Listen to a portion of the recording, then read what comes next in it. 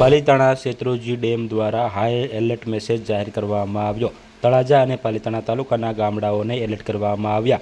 અમરેલી અને ખાંભા પંથકમાં પડેલ વરસાદના પગલે શેત્રુંજી નદીમાં ઘોડાપૂર આવ્યું છે। ત્યારે શેત્રુંજી નદીની વાત કરવામાં આવે તો શેત્રુંજી ડેમની સપાટી 30 ફૂટ 7 ઇંચે પહોંચી છે અને ડેમમાં 63,860 ક્યુસેક પાણીની આવક શરૂ છે। ત્યારે તળાજાના 12 ગામોને અને પાલિતાણાના 5 ગામોને એલર્ટ કરવામાં આવ્યા છે।